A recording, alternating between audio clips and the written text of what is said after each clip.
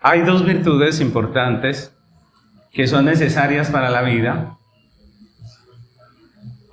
del hombre en esta tierra, pero que a nuestra sociedad moderna no le gustan. En nuestra sociedad moderna cada vez son más escasas estas dos virtudes. ¿Cuáles son? La paciencia y la dependencia. Miren esas dos, la paciencia y la dependencia. Es más, en muchas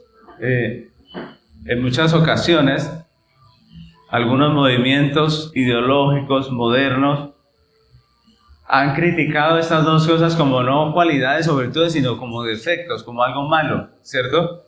La paciencia es despreciada porque las nuevas generaciones quieren todo ya, ¿no? Y valoran más la rapidez que la calidad. Y la dependencia es rechazada y es tildada incluso de negativa porque el hombre moderno cree que la independencia es sinónimo de libertad, ¿no? Pero por más que el hombre rechace estas dos virtudes, la paciencia y la dependencia, la realidad es que el hombre no es dueño de su vida. Esa es la realidad. El hombre no es dueño de su destino tampoco. Y una y otra vez se verá en situaciones donde tiene que hacer las dos cosas. Tiene que tener mucha paciencia y tiene que depender de otras personas y sobre todo de Dios, ¿no? Por más que rechace la realidad de estas dos virtudes, el hombre, por no ser dueño de su propia vida, tiene que lidiar con esas dos cosas, con la paciencia y con la dependencia. Y por más que no nos guste, la paciencia es una virtud necesaria. Y por más independientes que queramos ser, pues siempre necesitaremos de los demás, ¿cierto? Siempre dependeremos unos de otros y siempre dependeremos por encima de cualquier otra cosa de Dios, que es el dador de la vida, que es el dueño de nuestra vida y de nuestro destino. El creyente es consciente de que la paciencia y la dependencia son virtudes. Y en medio de este mundo caído, que estamos rodeados del pecado nuestro, del pecado de nuestro prójimo, que estamos rodeados de las consecuencias que deja todo ese pecado, pues la Biblia nos llama a cultivar esas dos virtudes. Un texto que está en Santiago capítulo 5 es muy claro al respecto. Santiago capítulo 5 versículos 7 y 8 dice la palabra: Por tanto, hermanos, tened paciencia hasta la venida del Señor. Mirad cómo el labrador espera el precioso fruto de la tierra, aguardando con paciencia hasta que reciba la lluvia temprana y tardía. Tened también vosotros paciencia y afirmad vuestros corazones, porque la venida del Señor se acerca.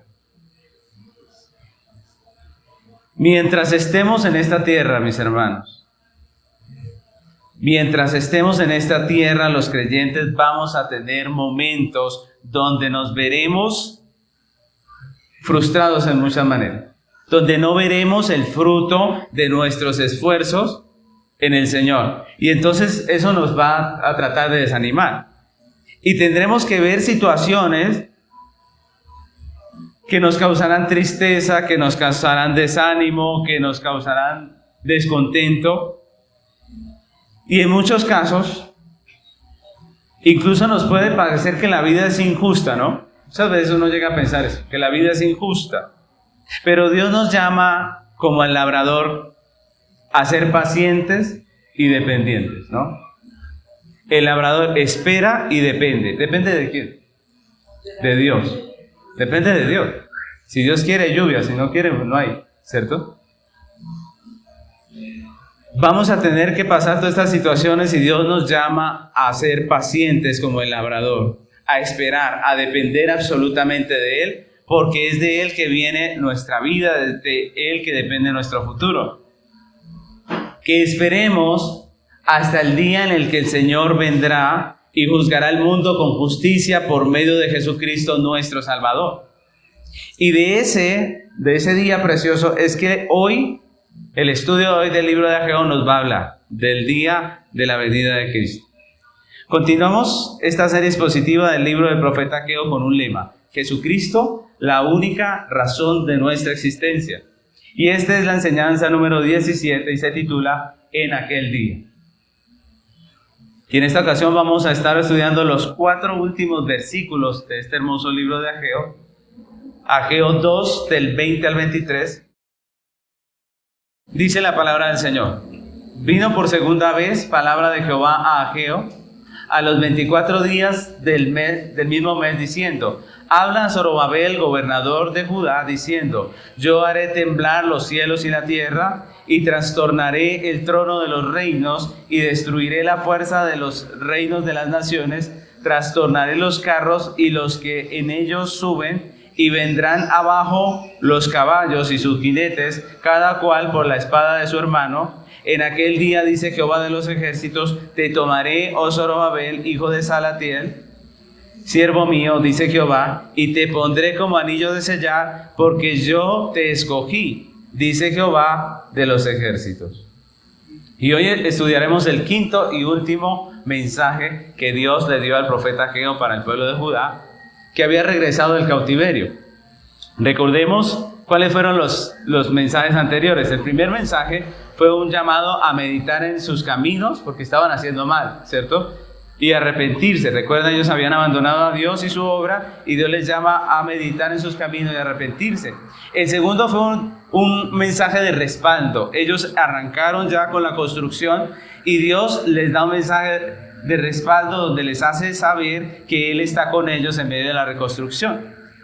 El tercero fue una voz de aliento en medio del desánimo. Recuerdan que ellos vieron el templo y dijeron: este no es como el de Salomón. Se desanimaron. Dios les habló, les dio ánimo para que trabajaran con los ojos puestos en la eternidad, en la meta eterna, ¿no? Y luego hablamos del cuarto mensaje, que fue el mensaje de las lecciones aprendidas, donde Dios hizo un resumen de lo que habían aprendido en medio de esa situación. Hoy vamos a estudiar el 5º, que es un mensaje que habla acerca del día del Señor. O como el profeta le llama ahí en esos versículos, él dice aquel día, ¿no? Así le llama el profeta al día del Señor. Dicen aquel día. Es decir, el día de la consumación del pacto de redención. Recordemos que el pacto de Dios tiene un tiempo en el que va a ser consumado, y ese tiempo de consumación es la venida del Señor Jesús. Dios, a través de este mensaje, hace énfasis en 3 realidades acerca de ese día precioso del día del Señor, de ese regreso de Cristo, y son esas 3 realidades las que vamos a estudiar hoy en esta corta enseñanza. La primera realidad acerca de la consumación que Dios da aquí en este texto, en estos versículos, es la esperanza mesiánica. La venida del Señor siempre ha sido la esperanza mesiánica, la esperanza en el Mesías. Y cuando nosotros leemos el texto, el versículo 20, pues allí podemos ver que este 5º y último mensaje vino el mismo día que el 4º, pero unas horas después, ¿no? Si ustedes leen el texto, comienza diciendo que vino por segunda vez la palabra del Señor, ¿cierto? ¿Por qué dice segunda? Porque por la mañana, digámoslo así, ya había habido una profecía, ¿cierto? Que era el mensaje número 4 del profeta Ageo. Después, más tardecito, vino el 5º mensaje del profeta, y es este que tenemos aquí. Entonces, por eso el texto comienza diciendo: vino por segunda vez la palabra del Señor Ageo. Pero este 5º mensaje es muy diferente a los demás. ¿Por qué? Primeramente, por el destinatario. Si ustedes miran, todos los anteriores mensajes estaban dirigidos ¿a quién? ¿Recuerdan? A Zorobabel, que era el gobernador, a Josué, sumo sacerdote, y al resto del pueblo. Todos decían lo mismo, todos empezaban así, ¿recuerdan? Pero esta vez este mensaje está dirigido a un solo destinatario. ¿A quién está dirigido? No. ¿A quién está dirigido el mensaje? Acabamos de leerlo. A Zorobabel, ¿cierto? Solamente es para él, dice, habla a Zorobabel. Esta vez el destinatario es Zorobabel, el destinatario de esta profecía. Ahora, ¿por qué? ¿Qué pasó ahí? ¿Por qué cambiamos de destinatario? ¿Cuál es el cambio? Pues la razón es porque Zorobabel era un gobernador del linaje de David. Y como ya hemos visto en estudios pasados, en él se estaba prácticamente restaurando el gobierno de la descendencia de David, porque se había detenido durante los 70 años de cautiverio. Y en este último mensaje de Ageo, Dios iba a dar una promesa mesiánica. Y en él, en Zorobabel, de Zorobabel iba a venir el Mesías, ¿no? De la familia, del linaje de Zorobabel iba a venir el Mesías. Por eso era importante que el mensaje fuera destinado a Zorobabel. Así que en realidad, mis hermanos, Dios se dirige a Zorobabel no porque fuera el único que debía escuchar el mensaje, ¿no? No, este mensaje tenía que darse a todo el pueblo. Tenía que escucharlo todo el mundo. Pero fue dirigido a él porque a través de él Dios iba a dar una promesa mesiánica. Hablándole a Zorobabel, Dios iba a decirle a todo el pueblo lo que iba a pasar con el Mesías, ¿no? Entonces ese es prácticamente el trasfondo de ese llamado solamente a Zorobabel, que hay una promesa mesiánica de por medio. Y la promesa mesiánica del Redentor es una promesa que a través de toda la historia de redención ha sido la esperanza bienaventurada de la iglesia. Siempre la iglesia ha esperado en el Mesías. Si ustedes miran, ¿desde cuándo la iglesia espera en el Mesías? ¿Desde cuándo? Desde Génesis. ¿Ustedes recuerdan? Desde el huerto, cuando Dios dio la primera promesa mesiánica.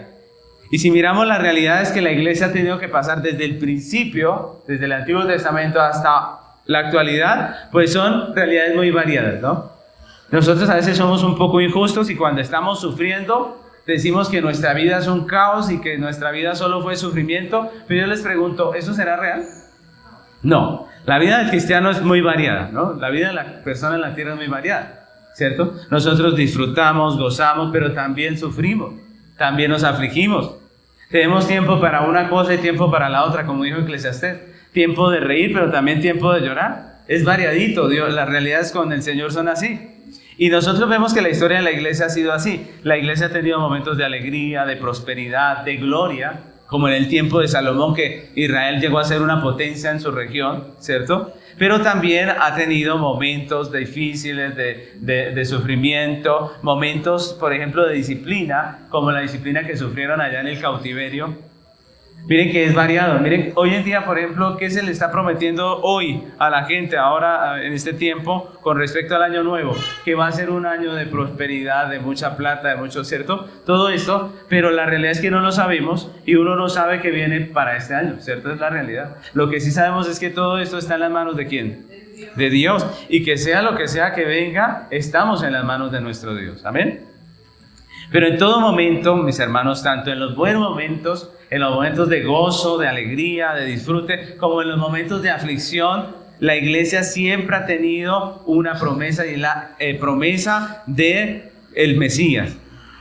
La promesa mesiánica, el mensaje mesiánico de redención que apunta hacia una meta. Siempre el mensaje de redención apunta hacia una meta, a un final, hacia una consumación, hacia la mañana gloriosa cuando venga Jesús el Salvador, dice la canción, ¿cierto? Desde el principio solo Cristo ha sido la esperanza real de la iglesia. Miren lo interesante. El mundo en momentos de aflicción no tiene esperanza, ¿cierto? Dice la vida no vale nada, dice el mundo, ¿cierto? Pero nosotros en momentos de aflicción tenemos que ser justos. No podemos echarnos a la pena injustamente diciendo que es que Dios solo nos maldice y que somos las personas más terriblemente infelices del mundo, ¿cierto? Sino que debemos ver con una perspectiva bíblica y decir, estamos pasando por una difícil, pero ¿cuál es la certeza que llena el corazón de gozo de la iglesia? La certeza de Cristo, del Mesías, de la salvación, del final, de la gloriosa mañana. Desde el principio, solo Cristo ha sido la esperanza de la iglesia. Nosotros leemos en Génesis capítulo 3, versículo 15, la primera promesa mesiánica. Génesis 3, 15.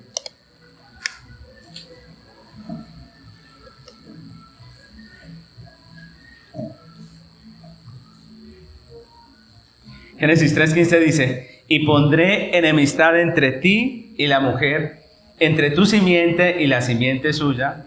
Esta te herirá en la cabeza y tú le herirás en el calcañar. Génesis 3:15. Esa es la primera promesa mesiánica. Allí, cuando el hombre pecó, Dios le dijo que iba a venir uno de la descendencia de la mujer, que le iba a redimir, que le iba a salvar. Mis hermanos, la realidad de la iglesia en esta tierra no es fácil.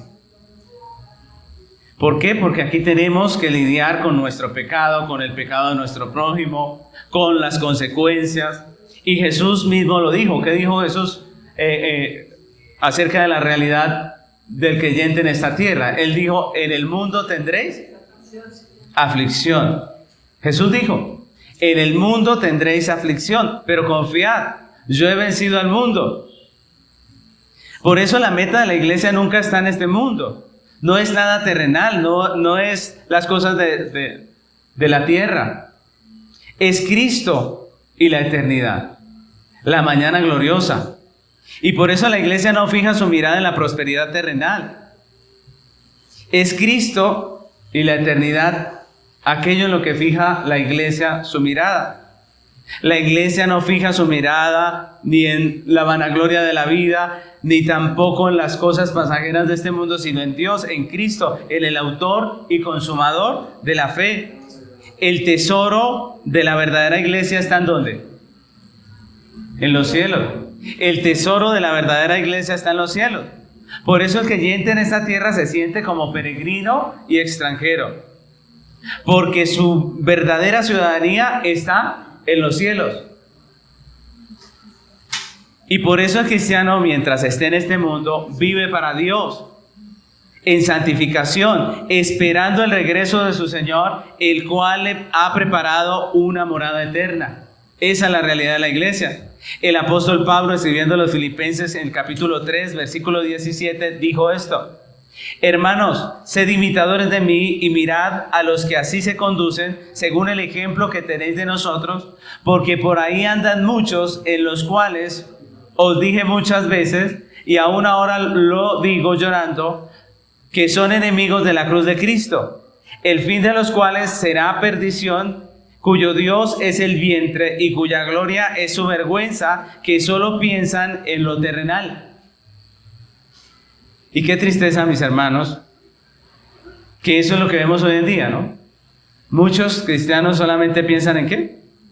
En lo terrenal. Y dice el versículo 20, mas nuestra ciudadanía está en los cielos, de donde también esperamos al Salvador, al Señor Jesucristo, el cual transformará el cuerpo de humillación nuestra para que sea semejante al cuerpo de la gloria suya, por el poder con el cual puede también sujetar a sí mismo todas las cosas.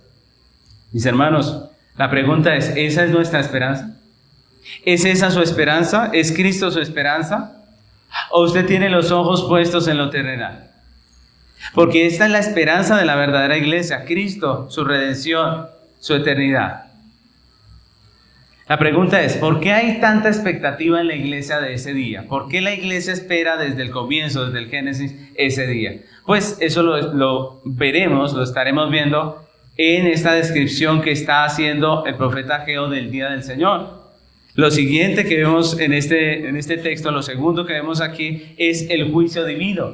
Entonces primero dijimos que hay una esperanza para la iglesia, pero ahora hay un juicio divino también en ese día. Y Ageo nos muestra este día como un día de juicio. Recordemos que ya en el versículo 6 Ageo nos había hablado del día del Señor como un día de juicio. Si ustedes recuerdan ese versículo 22 que estudiamos en domingos pasados, ya el Señor nos había dado un poco de apertura con respecto al tema del juicio. Dios a través del profeta vuelve ahora y retoma el tema del juicio, pero esta vez lo hace para mostrarnos lo que será la caída del sistema de este mundo. Recordemos que hay un sistema de este mundo que gobierna aquí y donde el príncipe, ¿quién es? Satanás, ¿cierto? El Satanás es el príncipe de este mundo. Pero la Biblia nos enseña que ese sistema de este mundo tendrá un fin. Y Ageo nos dice aquí, o nos muestra en este texto, que viene el fin de ese sistema del mundo en el día del Señor. Y para entender ese tema es necesario que recordemos un poco la realidad del pueblo de Dios en el Antiguo Testamento. Si ustedes recuerdan, Israel era una nación escogida por Dios por gracia, ¿cierto? Justificada por gracia. En medio de sus realidades de pecado, Dios quiso justificar a ese pueblo, ¿cierto? Justificada en la gracia, en la obra sustitutiva del Cordero, ¿recuerdan? Cada vez que la gente iba al templo, cada vez que la gente iba al tabernáculo en el tiempo del Éxodo, pues lo que estaba haciendo era poniendo un cordero por su vida. La justicia que tenía el pueblo de Israel era sustitutiva en el cordero que Dios había ordenado. Y ellos vivían en medio de esa situación siendo un pueblo santo. ¿Qué significaba santo? ¿Que Israel no pecó? No, que era apartado. Que era apartado, era una nación apartada. Y porque era una nación apartada, cuando Dios tenía que jalarles las orejas, lo hacía, ¿cierto? Cuando Dios tenía que disciplinarlos, los disciplinaba. Y todo eso lo vivían, toda esa situación de ser escogidos, de ser apartados para Dios, de ser el pueblo de Dios, lo vivían en medio de sus naciones, de las naciones vecinas. Pregunta, ¿cómo eran las naciones vecinas? Paganas, llenas de pecado. Israel era una nación escogida en medio de un mundo pagano, idólatra, vano, que le incitaba al pecado, porque las naciones vecinas le incitaban al pecado, ¿no? Que le incitaba a hacer lo malo delante de Dios. Y las naciones vecinas de Israel eran enemigas del pueblo de Dios. Si ustedes miran, incluso las naciones que tenían algún parentesco familiar, aunque eran parientes por causa de Abraham, aunque eran parientes, ellos eran los que más los perseguían. Miren lo interesante. Y toda esa situación de Israel, ¿no les parece? ¿No se les parece a lo que vemos hoy en la iglesia del Señor? ¿Cierto? La iglesia es justificada, la iglesia es santificada, es el pueblo de Dios, pero las naciones vecinas nos odian, ¿cierto? E incluso los perseguían, ¿no? Y en medio de todas esas cosas Dios nos dice que somos santos. Eso, si quieres cierra abajo, yo creo que ya no llega nadie más. Con eso no queda abierto ahí. Es que hay mucho ruido hoy, ¿cierto? Entonces todo eso nos pasa a nosotros, ¿no creen ustedes? Y el mundo nos incita a pecar, ¿o no? Claro. Llama a nuestros hijos al pecado, claro. Constantemente vemos eso. Tenemos una lucha, los cristianos también. Y con la familia pasa lo mismo. Tenemos familia, pero muchos de ellos nos incitan al pecado. Muchos de ellos no están de acuerdo con nosotros. Algunos muchas veces nos dejan hasta de hablar por nuestra fe. Y todas esas cosas nos pasan igual que el pueblo de Israel. ¿Por qué? Porque la iglesia siempre ha sido la misma. Y si ustedes miran, por ejemplo, naciones como Edom, que eran, ¿quién era Edom? ¿Ustedes recuerdan? Edom eran los descendientes de Esaú, hermano de Jacob, ¿recuerdan? Ellos debieron haber sido afines a Israel porque eran hermanos. Pero ¿cómo era Edom con Israel? Era terrible. Era un enemigo de Israel. Lo mismo pasó con los hijos de Lot. Todos esos fueron naciones que terminaron siendo enemigas del pueblo de Dios. Y cuando Dios, en un acto de amor paternal, dispuso castigo para su pueblo en la deportación, Babilonia quiso borrar, Babilonia, otra nación, quiso borrar de su mente el evangelio, quiso borrar de su mente la redención. Y si ustedes miran, Babilonia hizo lo que pudo, ¿no? Babilonia les cambió el nombre, Babilonia los sacó de su tierra, destruyó su templo, les puso nombres nuevos, les dio nuevas deidades para adorar e hizo todo lo posible por borrar el nombre de Dios de la mente del pueblo de Israel. Y todo eso lo podemos leer en Daniel. Recuerden que incluso los reyes quisieron forzar a la adoración idólatra a los hijos de Israel, so pena de muerte, ¿no? Si ustedes no adoran la estatua, entonces los matamos, ¿cierto? Esa es la realidad. Y si Dios no hubiese intervenido allí en medio de todo eso, ellos no hubieran tenido fe hasta el final. ¿Por qué la iglesia mantiene su fe? Porque Dios la sostiene, ¿cierto? Si no es por Dios, nosotros ya habríamos claudicado seguramente. Pero Dios mantuvo en todo el cautiverio la fe de los hijos de Dios intacta. Y si Dios no hubiese intervenido, ese pueblo nunca hubiera regresado. Pero cuando Dios dispuso, movió el corazón de Ciro, rey de Persia, ¿recuerdan? Para que el pueblo volviese a su tierra y reconstruyese el templo. Y como hemos visto, mis hermanos, el sistema de este mundo caído siempre ha sido hostil con el pueblo de Dios. ¿Sí se dan cuenta? Todas las naciones son hostiles al pueblo de Dios en el Antiguo Testamento. Y podemos decir, todo el que no tiene a Cristo es hostil, en cierta manera, a la iglesia de Cristo. El sistema de este mundo es así, es hostil a la iglesia de Cristo. ¿Por qué? Porque es un sistema de pecado y su príncipe es Satanás. El mundo se rebela contra Dios, persigue la iglesia, niega la verdad, ataca la moral bíblica, la moral de la ley divina, y así ha sido a través de la historia. Todo el tiempo de la historia de la humanidad ha sido así después de la caída. Pero todo esto tendrá un final. Y es lo que nos dice Ageo. Todo esto tendrá un final. Y de eso nos habla el profeta Ageo aquí. Cuando describe a Ageo el día del Señor como un juicio, está diciendo que todo eso un día va a terminar. Obviamente, ¿cómo creen que recibió el pueblo de Israel esta noticia o esto que le está diciendo Ageo? Ellos que han sido perseguidos, que han sido hostigados, incluso la reconstrucción del templo se detiene precisamente por causa de los enemigos de Israel, ¿sí recuerdan? ¿Cómo se sentirá este pueblo cuando Dios le dice a través de Ageo, tranquilo que todo esto va a terminar? Pues obviamente esto fue una noticia de gozo, de alegría, de esperanza, ¿cierto? El juicio del día final es un motivo de gozo para la iglesia, mis hermanos. Dios va a hacer juicio. Y lo que nos muestra Ageo es un juicio bien demarcado, ¿no? Primeramente vemos en el texto que en el regreso de nuestro Señor Jesucristo, Dios promete trastornar el trono de los reinos, dice así. Y la palabra trono nos habla de autoridad, ¿no? Y esto nos habla del poder político del sistema de este mundo. Miren, el poder político, ese es el primer poder que dice aquí que va a destruir. El poder político del sistema de este mundo. ¿Qué es el poder político? Es la autoridad y la capacidad que tiene el gobierno de un estado para mantener el orden y la seguridad y en general el bien común.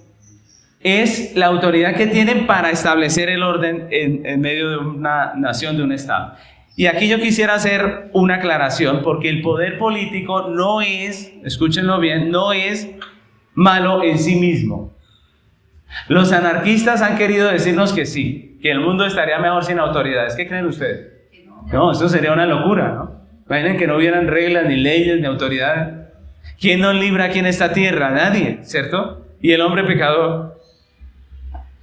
El sistema de este mundo tiene esa realidad, el poder político. Y el poder político no es negativo, no es malo. No, el poder político fue dado por Dios, es la autoridad que Dios dio para el orden, para establecer el orden. Y para dos cosas específicas, para la gloria suya y para el orden de la humanidad, ¿no? Ahora, Romanos capítulo 13, versículo 1 y 2 nos recuerda esa realidad. Miren lo que dice ese texto, Romanos 13, 1 y 2.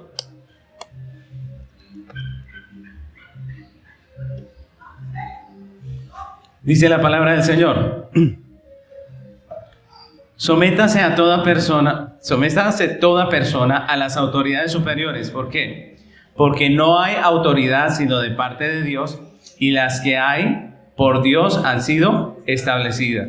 De modo que quien se opone a la autoridad, a lo establecido por Dios resiste, y los que resisten acarrean condenación para sí mismos. ¿De quién es la autoridad? De Dios. ¿Quién pone las autoridades? Dios. El problema, mis hermanos, es que también hay una realidad de la caída, del pecado. Y el hombre caído toma esa autoridad que Dios dio para su gloria y para el beneficio de las personas, ese poder que debería ser para la gloria de Dios, y lo usa para su propia gloria. Toda esa autoridad que debía ser para el bien común, ¿para qué la usan las autoridades? Para su propio beneficio, ¿cierto? Entonces en Colombia se le da una plata a un gobernante para que haga una obra. ¿Y qué hace con esa platica? Se la roba, ¿cierto? No digo que todos, pero muchos, ¿cierto? Ponen los cimientos, lo que sea, y hasta ahí dejaron y hasta luego, ¿cierto? ¿Por qué? Porque así es el hombre es pecador. Ahora, ¿qué es lo malo? ¿La autoridad? No, el pecado del hombre, ¿cierto? ¿Quiénes son pecadores? ¿Los de izquierda o los de derecha? Todos. ¿Hay esperanza en la derecha? ¿Hay esperanza en la izquierda? No hay esperanza en Cristo. Por eso nosotros no deberíamos enfrascarnos en esas discusiones, porque entendemos que todos, izquierda o derecha, son pecadores, ¿cierto? Y en ninguno de ellos hay esperanza. Los creyentes deberíamos ser maduros en eso y no poner nuestra esperanza en ninguno, porque realmente la esperanza no está en Dios, y nosotros sabemos cómo va a terminar esto. ¿Hasta cuándo va a haber ladronicio en las autoridades? Ageo nos está diciendo: hasta el día de la venida de nuestro Señor Jesucristo. Pensar que el que viene sí va a ser el propio, el que nos va a sacar de esta, no, la realidad es que siempre los gobernantes van a robar, siempre los gobernantes van a hacer lo malo, porque son pecadores. No hay esa esperanza que prometen los políticos, todos la prometen. pero la única esperanza real es la venida del Señor. Mis hermanos, el mundo usa ese poder político que debería ser para el extendimiento de la obra del Señor, lo usa es para perseguir la iglesia. ¿Cuántas veces la iglesia fue perseguida por el Estado? Muchas. Y ahora todavía lo está haciendo. Aquí en Colombia lo está haciendo todavía. Ya no física, pero sí ideológicamente. Y es ese poder político al servicio de las tinieblas el que el Señor va a trastornar en su venida. Miren lo interesante. Es el poder político al servicio de las tinieblas el que Dios va a trastornar en su venida. Ahora, otra cosa que vemos aquí en el texto, en el versículo 22, es que en el regreso de nuestro Señor Jesucristo, Dios promete trastornar las fuerzas de los reinos de las naciones. Así dice, las fuerzas de los reinos de las naciones. Y esa palabra fuerza significa poder o fuerza de mando. Y está enfocada ya no en la persona, ya no en el político, ¿cierto?, sino que está enfocada en la autoridad que tiene él, el mando que él tiene, ¿no? Y los gobernantes ejercen autoridad basados en leyes. La realidad es esa. Los gobernantes ejercen autoridad basada en las leyes. ¿Las leyes son buenas o malas? Son buenas. Dios diseñó las leyes con el propósito de que sea glorificado su nombre y de preservar la justicia. Romanos capítulo 13, versículo 3 dice, Romanos 13:3 dice, porque los magistrados no están para infundir temor al que hace el bien, sino al malo. ¿Quieres pues no temer la autoridad? Haz lo bueno y tendrás alabanza de ella. Los magistrados, los que hacen las leyes, todas estas personas están puestas para defender la justicia. Pero el sistema de este mundo caído, ¿qué hace? Utiliza ese poder de hacer leyes y establecer normas, no para ensalzar la justicia, sino para torcerla, mis hermanos. Legislan en favor del pecado, de la corrupción, y eso está mal. ¿Qué es lo malo? Las leyes no. El hombre pecador que toma las leyes para hacer pecado. Y eso es lo que estamos viendo en el tiempo de hoy con nuestras naciones. El sistema de este mundo pretende usar las leyes de las naciones, sus jueces, sus magistrados, para llamar natural a lo que es antinatural, para declarar como lícito aquello que es ilícito, para legislar en favor de lo que la Biblia condena y aborrece. Y estamos viendo una sociedad que manifiesta con sus leyes sentirse orgullosa de practicar lo que Dios abomina. Estamos viendo una sociedad, un mundo que con sus leyes desprecia la vida de un bebé en el vientre de su madre y ha declarado lícito su asesinato. Eso es lo que estamos viendo. Y lo peor es que muchas iglesias que se denominan cristianas están ajustando sus doctrinas al sistema de este mundo, a la corrupción de este mundo. Muchas iglesias han abandonado la verdad de la Biblia y se han vendido al rey de turno. Y eso está mal, eso es contra lo que la Biblia dice. ¿Por qué mataron a Juan el Bautista? Porque le decía al rey que lo que estaba haciendo era pecado. La iglesia tiene que defender lo que es bíblico. Esta semana en Colombia se dieron 2 noticias con relación a esto. Lo primero fue la inauguración que hizo la alcaldesa de Bogotá de la primera clínica pública de género, así le llaman, en Chapinero. Un lugar para cambiarle a las personas el sexo con nuestros impuestos. Es pública, donde se le va a dar estas hormonas a los niños, también tiene pediatría, para que si deciden ser otra cosa, que lo sean, con nuestro dinero. Y es irónico, ustedes miren cuántas enfermedades en Colombia están en crisis, ¿no? Cuánta falta de médicos aquí en Colombia tenemos, ¿no? Tenemos una falta de pediatras impresionante, pero en vez de pensar en resolver las situaciones de enfermedad que tenemos, entonces están pensando en cómo cambiar lo que no se puede cambiar a una persona, ¿cierto? Y esa fue la primera noticia. Esa es la realidad del mundo en que vivimos. La otra fue la bendición que le da la Iglesia Católica a los matrimonios entre personas del mismo sexo. Eso es una tristeza, ¿cierto? Vemos que no es la única iglesia. Hay muchas iglesias cristianas que ya están en ese sentido, incluso que ya casan a homosexuales. Tenemos la iglesia presbiteriana de Estados Unidos, una de las más grandes, y ella ya aprobó el matrimonio entre parejas del mismo sexo. Eso es lo que estamos viendo, es lo que ve nuestros ojos, y yo pregunto, ¿esto será raro? Eso es lo normal en este mundo vendido al pecado. Pero aunque el sistema de este mundo se empeñe en llamar a lo malo bueno y a lo bueno malo, la iglesia de Jesucristo sabe que hay una verdad absoluta, sabe que hay una moral absoluta y que no es negociable, y es la ley de nuestro Dios. Y tiene la certeza de que en su regreso el Señor trastornará el sistema legislativo corrupto de este mundo, y por esa misma ley divina todos los hombres serán juzgados delante de Dios. Esa es la realidad, y es de lo que nos habla Ageo. Ageo nos está diciendo, viene el día en que Dios va a hacer juicio, en que Dios trastornará los poderes de este mundo. Otra cosa que vemos en el versículo 22 es que el regreso de nuestro Señor Jesucristo, Dios promete trastornar el poderío militar del sistema de este mundo, como lo hizo con Faraón. Ustedes recuerdan en el tiempo de Faraón. Faraón era el rey que más ejército tenía, que tenía los carros más tremendos, pero Dios los derribó y en un momentico acabó con todo eso.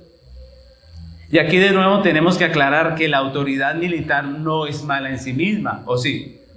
No, hay gente que piensa que, dice, qué pecadito, ¿cierto? Qué pecadito esos soldados matando a los guerrilleros y todo esto, qué pecadito. Eso suena muy bonito, pero eso es humanista. Porque la Biblia dice que ¿quién le puso la espada en la mano a la autoridad? Dios. Pecado es lo que comete el que infringe la ley. Y eso sí es pecado. Y aquí miremos Romanos 3 otra vez, miremos el 4, miren lo que dice, porque Dios es el que puso ese poder en las manos de las autoridades. Dice, porque es servidor de ¿quién? Están hablando de las autoridades. Romanos 13, versículo 4.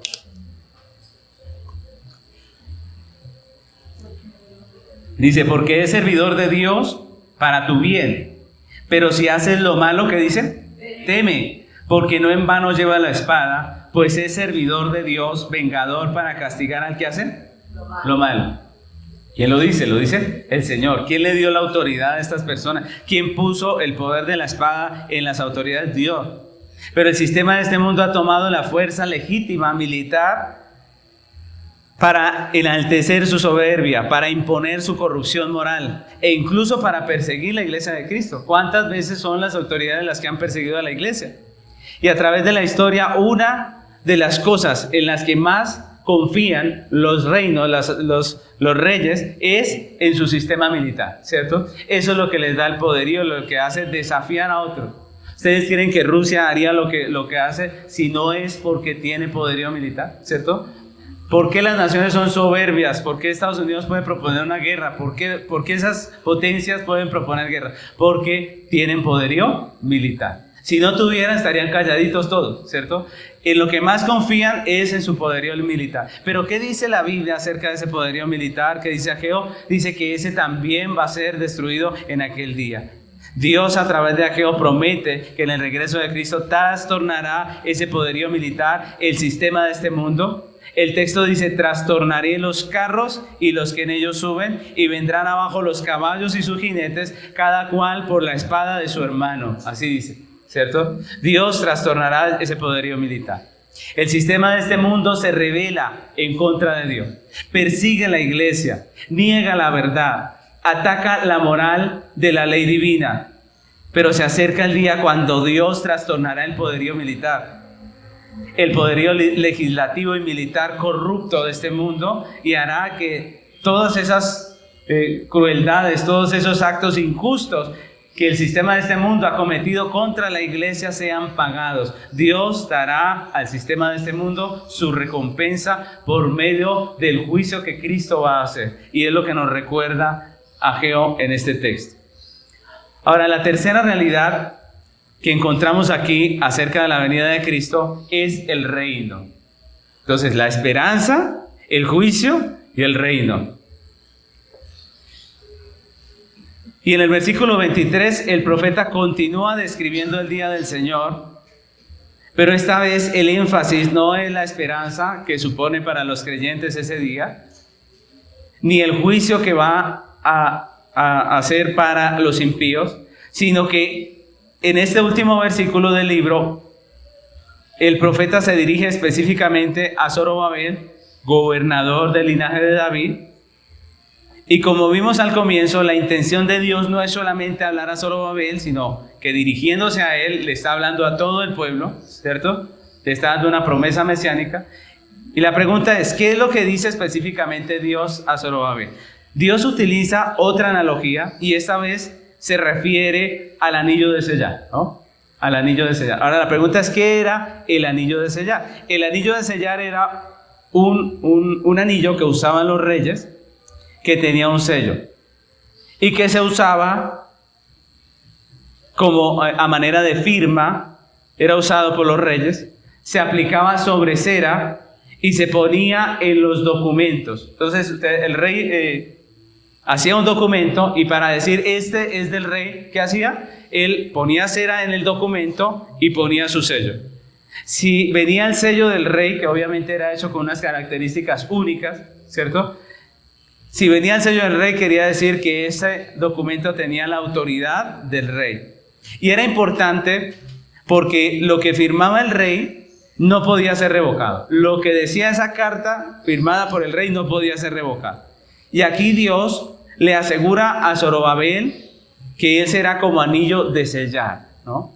Que él será puesto como anillo de sellar. Esta referencia es importante porque cuando Dios castigó a su pueblo antes de la deportación, cuando viene ese castigo de sacar a su pueblo, Dios habla al profeta Jeremías y habla acerca del juicio que viene y dice que Joaquín, uno de los últimos, el último rey prácticamente de Judá, que Joaquín va a ser el último rey de la dinastía de David. Y lo hace usando la misma imagen. Miren lo que dice Jeremías 22:24. Jeremías 22:24. Miren, este es el juicio contra los reyes de Judá, contra la descendencia de David. Miren lo que dice el Señor.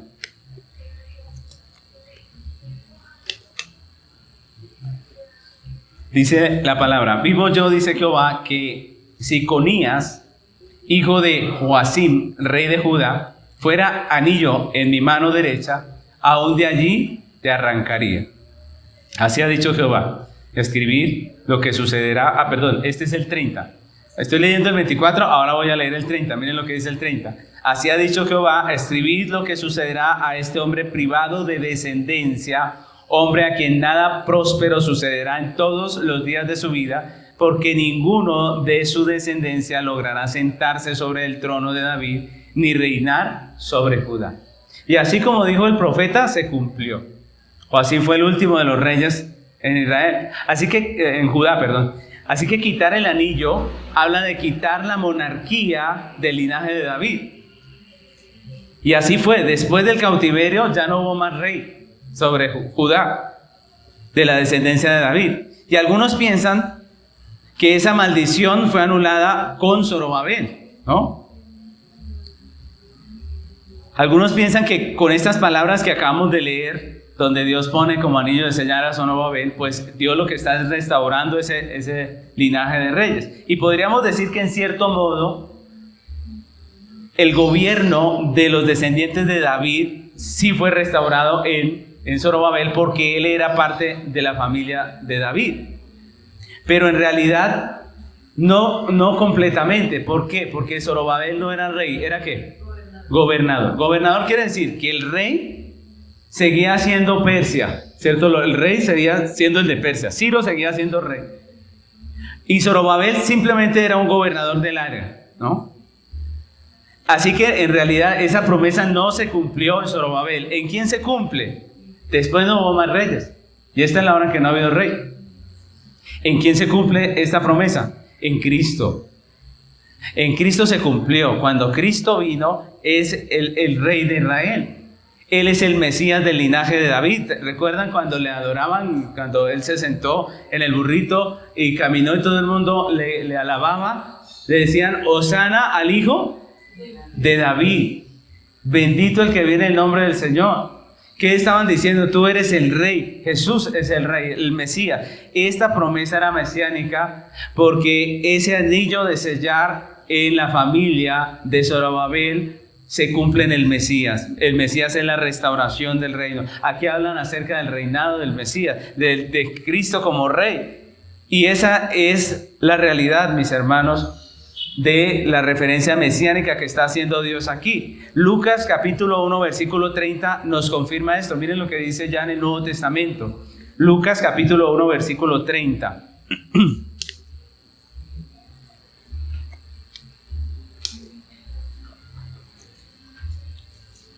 Vamos a leer hasta el 33.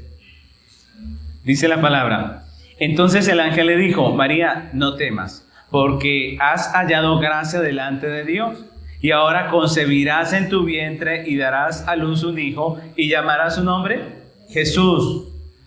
Este será grande y será llamado Hijo del Altísimo, y el Señor Dios le dará el trono de David su padre, y reinará sobre la casa de Judá para siempre, y su reino no tendrá fin. ¿Quién es el que cumple esa profecía? Cristo, el Mesías, Jesús. Cuando Jesús nació el Rey de Reyes. Y eso es lo que los creyentes celebramos en la Navidad. Lo mismo que celebraron los magos de Oriente, los sabios de Oriente. ¿Qué celebraban ellos? Ellos dijeron, es que hemos oído que ha nacido. ¿Quién? ¿El siervo? No, ¿cómo le llamaron? El Rey, ¿cierto? Venimos porque ha nacido el Rey y venimos a traerle presente. Miren lo interesante, estos sabios habían escuchado que el Mesías iba a nacer, ¿cierto? Seguramente venían de Oriente, seguramente venían de Babilonia, de esa región donde Daniel habló las profecías, y seguramente por medio de él tuvieron algo de la fe bíblica. Y ellos vinieron porque el que nacía era ¿quién? El Rey. ¿Por qué para nosotros es importante el nacimiento? Porque el que nacía era el Rey, ¿cierto? Es el Rey. Jesucristo es el Rey de Reyes que gobierna sobre su pueblo en la consumación. Cuando Cristo regrese, ya no va a regresar Cristo como un siervo, va a regresar como un Rey, como el Rey de Reyes. El soberano Rey sobre su pueblo. Y eso es lo que espera la iglesia. Nosotros estamos esperando la venida del Salvador, del Rey de Reyes y Señor de Señores. Apocalipsis 21:1 dice, vi un cielo nuevo. Apocalipsis 21:1. Vi un cielo nuevo y una tierra nueva, porque el primer cielo y la primera tierra pasaron y el mar ya no existía más. Y yo, Juan, vamos a leer hasta el 5, dice, y yo, Juan, vi la santa ciudad, la nueva Jerusalén, descender del cielo de Dios, dispuesta como una esposa ataviada para su marido. Y oí una gran voz del cielo que decía, he aquí el tabernáculo de Dios con los hombres, y Él morará con ellos, y ellos serán su pueblo, y Dios mismo estará con ellos como su Dios. Enjugará Dios toda lágrima de los ojos de ellos, y ya no habrá más muerte, ni habrá más llanto, ni clamor, ni dolor, porque las primeras cosas pasaron. Y el que estaba sentado en el trono dijo, he aquí yo hago nuevas todas las cosas. Y me dijo, escribe, porque estas palabras son fieles y verdaderas. Hermanos, el libro de Ageo nos recuerda esa realidad. La realidad de la venida del Señor. La venida del Señor es la esperanza de la iglesia. La venida del Señor va a ser un día de juicio para el sistema de este mundo. Y la venida del Señor va a ser el tiempo en donde ese reino del Señor se haga firme en medio nuestro. Ahora, Ageo termina como empezó, con las palabras que reiteró constantemente, diciendo que esto es palabra ¿de quién? De Dios. Así termina el libro de Ageo, reiterando la autoridad de sus palabras. Los 5 mensajes que hemos estudiado a través de estos meses, 4 meses llevamos estudiando este libro, son palabra ¿de quién? De Dios. El mensaje que escuchamos es el mensaje de Dios. Y esto implica no solamente reverencia, sino también obediencia. Si esto lo dijo Dios, debemos obedecerlo. Y en este último mensaje, el profeta Ageo nos recuerda que la realidad de la iglesia de Cristo en esta tierra es variada. Tenemos momentos alegres, momentos gozosos, bonitos, pero también tenemos momentos difíciles. Tenemos luchas, pero también tenemos victorias, ¿o no? ¿Cierto que sí? Pero sin importar cuál sea la realidad temporal que estemos pasando, la iglesia siempre tiene una esperanza firme, una esperanza que le llena de gozo, y es la esperanza mesiánica, el regreso de su Salvador, el Señor Jesucristo, que ya no vendrá como siervo, sino como un rey, como el juez de toda la tierra, que traerá justicia perpetua y trastornará el poderío de este mundo. Pero también vendrá como nuestro rey por su pueblo, para llevarnos a una eternidad en la plenitud de su presencia. Y eso es lo que espera la iglesia. Ese es nuestro anhelo, ese es nuestro deseo. Es con ese deseo y con ese anhelo que debemos trabajar en esta tierra. No por las cosas que perecen. Las cosas que perecen son vanidad. Pero vivimos en esta tierra por lo eterno, por lo venidero. Desafortunadamente, en tiempos como este, donde la gente debería estar recordando al Señor, el mundo, el sistema de este mundo ha manchado la celebración del nacimiento del Salvador con un poco de vanidad, ¿no? Un poco de vanidad. Y la gente hoy está pensando en cómo va a vestirse esta noche, y están pensando en buscar a ver qué se estrena y cómo se lo estrenan, ¿cierto? Tratando de sacar prestado en algún lugar para quedar bien con algunos regalos. Están en todo menos en el nacimiento del Señor, ¿cierto? Muchos están angustiados, desesperados por este día. Hay personas que dicen que este día para el que no tiene plata es un día terrible, triste, lamentable, ¿cierto? ¿Por qué dicen esto? Porque este es el día de la vanidad para el mundo. No es feliz Navidad, sino feliz vanidad, porque es lo que celebra el mundo. Pero Cristo es nuestro Señor, y para nosotros hoy celebramos el día de su nacimiento. Y eso es maravilloso, recordar al Salvador, aquel todopoderoso Señor que vino y nos salvó, y que vendrá por su iglesia para redimirnos y llevarnos a su cielo eterno. Y esa es la esperanza de la vida eterna que tiene la iglesia. No las cosas de este mundo, sino el tesoro verdadero en la iglesia, que es Cristo. La pregunta es, ¿vivimos como extranjeros en esta tierra nosotros? ¿O estamos al ritmo del mundo, no? ¿Es Cristo la esperanza de su vida? ¿O como el mundo usted tiene su tesoro en esta tierra? Mis hermanos, esas preguntas son para que nos analicemos nosotros, miremos nuestro corazón. Y yo les invito a que terminemos este tiempo pidiéndole al Señor que nos perdone, que nos limpie. Muchas veces nos hemos dejado enredar como este pueblo en la vanidad de este mundo, y se nos olvida lo más importante, lo que vinimos a hacer en esta tierra, y el propósito y el fin que esperamos nosotros como congregación. Hoy Ageo nos habló de ese día, del día del fin, del día del regreso del Salvador. Que Dios nos ayude a esperarlo como hijos de Dios. Amén. Pónganse sobre sus pies y vamos a orar al Señor.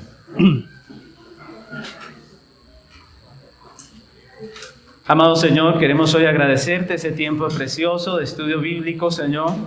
Gracias porque es tu misericordia la que nos permite estar aquí, en este lugar, y no corriendo como el mundo, Señor. Gracias porque hoy, Señor, en esta enseñanza nos recuerdas esa esperanza gloriosa de la iglesia, la venida de nuestro Señor y Salvador Jesucristo, una venida que será de juicio severo contra el sistema de este mundo, contra el pecador, pero también será un día de gozo, de esperanza, de alegría para la iglesia que ha sido redimida por tu gracia. Será ese día en donde el reino vendrá, donde veremos la gloria de Dios, como dice tu palabra, Señor.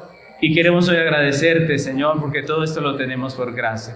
Bendice hoy, Señor, nuestras vidas. Bendice, Señor, nuestra vida como iglesias, el trabajo que estamos haciendo las iglesias de Cristo en este lugar, y permítenos vivir con esa esperanza de la cual nos hablaba Ageo, la esperanza de tu venida. Que ese sea nuestro tesoro, que ese sea nuestro deseo, el deseo de nuestro corazón. Guarda nuestro corazón del sistema de este mundo, de los afanes de este mundo, y ayúdanos a tener nuestra mirada fija en el Salvador, Señor. Te damos muchas gracias, Padre, en el nombre de Cristo Jesús.